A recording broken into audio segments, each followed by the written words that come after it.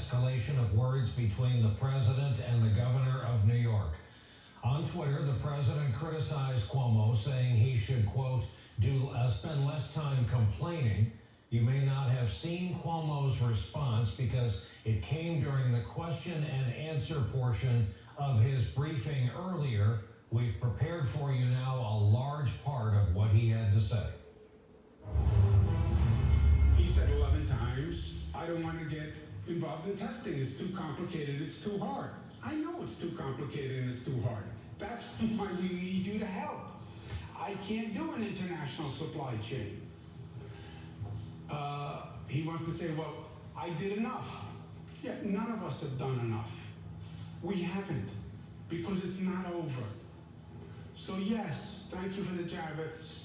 Thank you for the U.S. Navy ship Comfort. But it's not over. We have a lot more to do. And no one can take the posture, well, just say thank you for what I've done, and I'm now out. I'm not doing anything else. I've done my part. What if I said to the people of my state, okay, I'm done. By the way, I saved hundreds of thousands of lives. I flattened the curve. I created more hospital beds than anyone ever imagined. I coordinated the entire state. I'm done. I'm done. I'm going home. I'm going to go see my mother. I'm going to spend time with my kids, and I'm going to go out fishing in Connecticut because their marines are open. That's it. I'm done. What if I said that? That's what he's saying. I'm done. I don't want to help on testing. Testing is too hard. And then the only thing he's doing, let's be honest, well, it's up to the states to do reopen. By the way, it was always up to the states. What are you going to grant me what the Constitution gave me before you were born? It's called the 10th Amendment. I didn't need the President of the United States to tell me that I'm governor. And I didn't need the President of the United States to tell me the powers of a state. People did that. Alexander Hamilton, Thomas Jefferson, James Madison, they are the ones who gave me the power. And I don't need the President of the United States to read the Constitution for me. Maybe he should have read the Constitution before he said he had the power to open the states.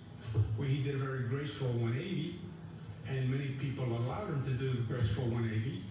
But, so he now says it's up to the governors, which he said repeatedly now, yesterday, version of yesterday. And now it's up to the governors to reopen. Okay, I'm going to reopen. I get it. And you don't want to help on testing, which is a national problem and replicates the same chaos that you created with medical supplies because FEMA wasn't ready. By the way, I needed a stockpile. Where was your stockpile? 10,000 ventilators for the nation? That was your stockpile? Where your projections, the federal projections said they would need double the hospital capacity of this nation. Think about that. The CDC says double the hospital capacity of the nation. The minimum projection was 2.4 million hospital beds. You know how many hospital beds we have in this nation? 900,000. His projection says 2.4 million hospital beds. The whole hospital system was only 900, and his stockpile has 10,000 ventilators. You were ready with your stockpile? Didn't you read your own CDC projection? Didn't you read your own coronavirus protection? So, thank you again, Mr. President, for the Javits. Thank you for the U.S. Navy ship Comfort, which, by the way, is just doing your job as president. It's not really thank you like you wrote a check yourself, but thank you for that. We're not out of the woods. We have to go forward. We need help on testing, and we need funding. It's up to the governors. It's up to the states. Well, then provide the funding. No, they only want to pass a bill that funds their small business fund called PPE, their small business program. We need to fund the small business program. But you're going to say, after just saying this monumental task is up to the individual governors and the individual states, I'm providing no help, no assistance, no financial money. I understand that small businesses need the funding.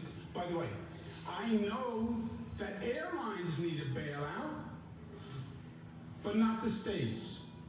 Why don't you show as much consideration to states as you did to your big businesses and to your airlines? Right? He said it's up to the states. That's what he said. And if you say it's up to the states, and you just hold up a big microphone that can listen to all the governors, you'll hear some governors say, I can start to reopen right away.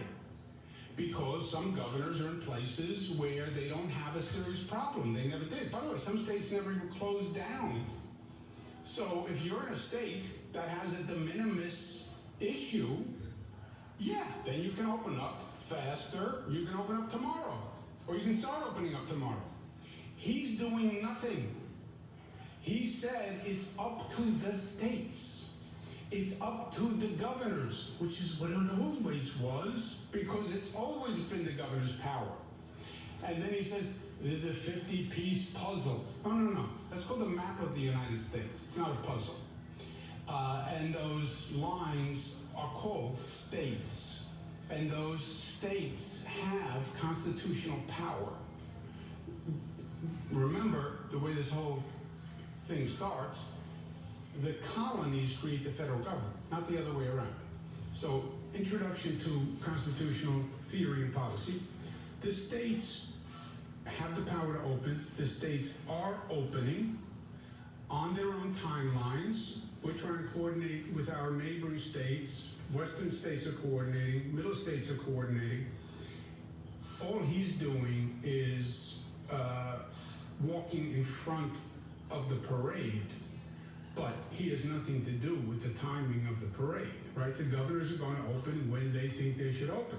All I'm saying is there's two things they need help from. They need help from the federal government. Two things. Help on testing, because states can't do that, and I don't want to redo the mayhem of the PPE debacle. Second point, we need funding to do it. And the way you love talking about how you funded everything, big businesses are all getting bailed out, airlines are getting bailed out, bail out, all the taxpayers' money. State governments, which are the only ones who are doing this whole reopening, they're going to need funding, right? And will show gratitude. How many times do you want me to say thank you? But I'm saying thank you for doing your job. This was your role as president, okay? So that's the honest statement of fact. Without politics, I'm not running for anything. I have no agenda but delivering for the people of this state, and without ego. You want me to say thank you?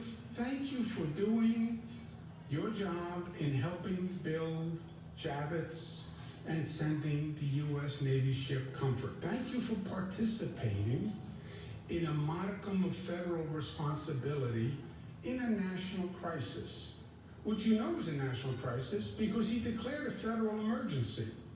So thank you for having the federal government participate in a federal emergency. And thank you for help building Javits, 2,500 beds, pursuant to your projection. Your projection. And if you don't agree with your projection, fire the head of the CDC, fire the White House Coronavirus Task Force people, because they did the projections. In case he forgot or didn't read his CDC report, just to be precise, March 13th,